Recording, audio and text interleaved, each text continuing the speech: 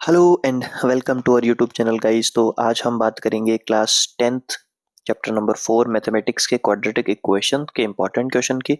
इससे पहले हमने चैप्टर नंबर 1, 2, 3 के इंपॉर्टेंट क्वेश्चन अपलोड कर दिए हैं। जिन्होंने भी वो वीडियोस नहीं देखे हैं प्लीज आप उन वीडियोस को देखें और अपनी तैयारी को बेहतरीन करें। लिंक आपको तीनों वीडियो का डिस्क्रिप्शन में मिल जाएगा। चलिए बिना टाइम वेस्ट किए शुरू करते हैं चैप्टर नंबर 4 के इंपॉर्टेंट क्वेश्चन। तो यहाँ पर आपको एमसीक्यू और एक 3 नंबर में जो क्वेश्चन आता है वो यहाँ पर मिलेगा। तो फर्स्ट क्वेश्चन है the standard form of quadratic equation. तो क्वाड्रेटिक इक्वेशन की स्टैंडर्ड फॉर्म क्या होती है? तो इसको हम a x square plus b x plus c is equal to 0 लिखेंगे। और यहाँ पर एक चीज और आपको याद रखनी है कि ए कभी भी 0 नहीं होना चाहिए। बात करें क्वेश्चन नंबर 2 की, the maximum power of a variable in quadratic equation. तो किसी भी क्वाड्रेटिक इक्वेशन में वेरिएबल की जो पावर होती है मैक्सिमम वो कितनी होनी चाहिए? 2 होनी चाहिए।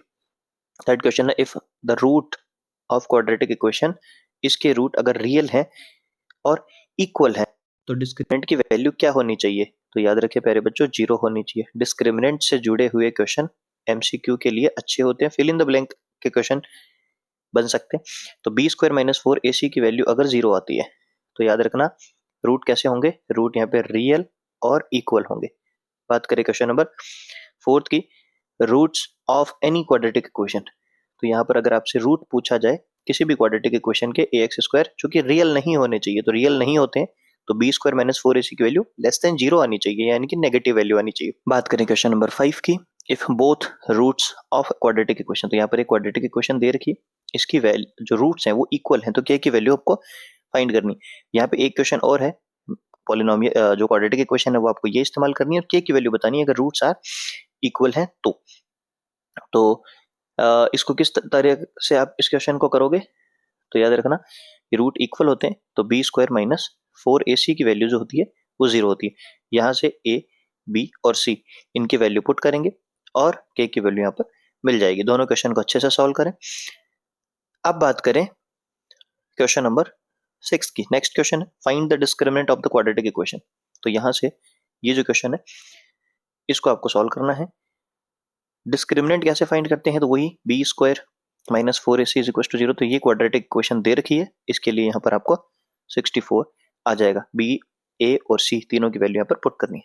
बात करें question next, what is the nature of the roots of quadratic equation. तो यहाँ पर आपको नेचर बताना है। नेचर यहाँ पर फिर से डिस्क्रिमिनेंट से है तो यहाँ पर सोल्यूशन लिखा हुआ है।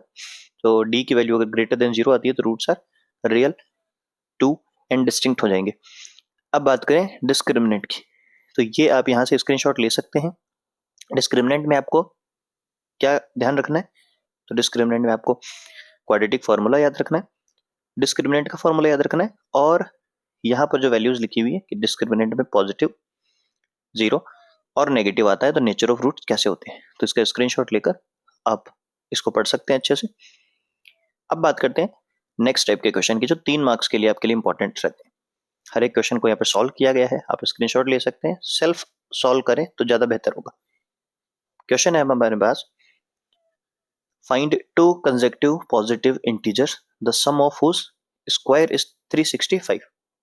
2 नंबर आपको फाइंड करने जिनका सम आपको उनके सम का स्क्वायर जो है वो 365 दे रखा है। सबसे पहले आपको वेरिएबल को मान लेना है, x और x प्लस 1 हो जाएगा। फिर क्वेश्चन के according sum of whose square, तो इनका स्क्वायर करके ऐड करना है जो कि 365 हो जाएगा। फिर आपको यहाँ पर इस क्वेश्चन को फर्दर सॉल्व करना है। यहाँ पे ये इसका a प्लस बी का होल स्क्वायर लगा के इसको जब हम सॉल्व करेंगे तो क्वाड्रेटिक इक्वेशन बनेगी x square plus x minus 182। इसको मिडिल टर्म स्प्लिटिंग से सॉल्व करेंगे तो यहाँ पर ये हमारा फाइनल आंसर आ जाएगा। इसी तरीके से जैसी लैंग्वेज यहाँ पर लिखी गई है सेम आप वैसे इसको सॉल्व करें। नेक्स्ट क्वेश्चन है find the value of k, जिसमें क्वाड्रेटिक इक्वेशन ये है और हैज 2 इक्वल रूट्स। तो जैसा कि पिछले वाले क्वेश्चन में हमने देखा कि बी स्क्वायर माइनस 4ac की वैल्यू अगर 0 आती है तो यहाँ पर रूट्स इक्वल होते हैं। तो इस क्वाड्रेटिक इक्वेशन से आपको इसको जनरल फॉर्म में पहले कन्वर्ट करना पड़ेगा जो कि ये हो जाएगा। उसके बाद a, b और c तीनों की वैल्यू यहाँ पर आपको मिलेगी।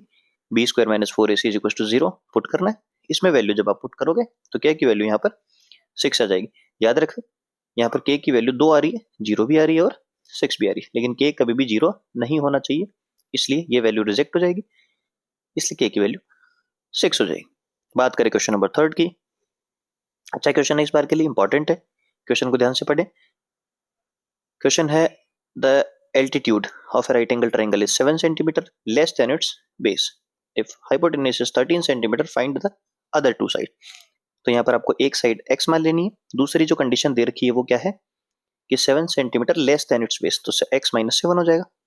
हाइपोटेनियस 13 दे ही रखी है, इसमें आप वैल्यू पुट करेंगे, पाइथागोरस थ्योरम लगा के सॉल्व करेंगे, तो यहाँ पर x की दो वैल्यूज आएंगी, क्वाड्रेटिक इक्वेशन बनेगी। तो एक आपके पास -5 आएगा, एक 12 आएगा। अब हमें पता है कि जो लेंथ होती है वो कभी भी नेगेटिव नहीं होती, इसलिए x की वैल्यू 5 नहीं होगी, 12 हो जाएगी, और यहाँ से वैल्यू पुट करेंगे तो आंसर आ जाएगा।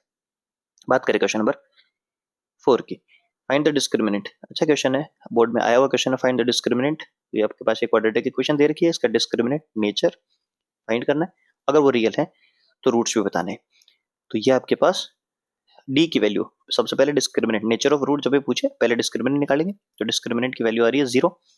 अब हम ये बात जानते हैं कि अगर डी की वैल्यू 0 आती है तो roots are equal and real होते हैं।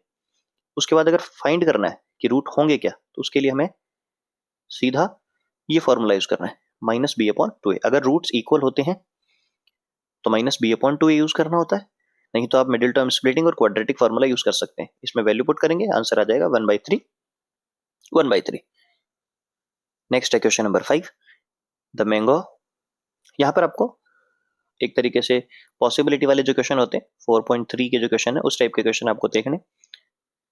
ये कह रहा है कि एक आम का, ऑर्किड का मतलब होता है बगीचा, वो बनाने के लिए कंडीशन दे रखी है कि उसकी जो लेंथ है उस ट्वाइस दे रखी है किसकी, विड्थ की, और उसका जो एरिया है वो 800 स्क्वायर मीटर्स दे रखा है, हमें फाइंड करना है। तो यहाँ पर सोल्यूशन आपके सामने लिखा हुआ है, आप क्वेश्चन को अच्छे से देखें और सॉल्व करें। बात करें क्वेश्चन नंबर 6 की, find two numbers whose sum is 27 and product is 182। तो यहाँ पर भी इसका सोल्यूशन लिखा हुआ है। सम के जब भी क्वेश्चन आ जाए तो इसमें एक वैल्यू आपको x माननी है, दूसरी 27 - x हो जाएगी, दोनों का प्रोडक्ट करना है 182, और क्वाड्रेटिक इक्वेशन बना के इसको सॉल्व करना है। नेक्स्ट क्वेश्चन है question number 7, the difference of squares of two numbers is 45. The square of the smaller number is 4 times the larger number. Find the two numbers. तो पहला नंबर x हो जाएगा, दूसरा नंबर आप y मान सकते हैं, या आप इसको नॉर्मली भी कर सकते हैं, पर यहाँ पर आपका सोल्यूशन सामने लिखा हुआ है, अच्छे से इसको सॉल्व करें दोनों इक्वेशन को।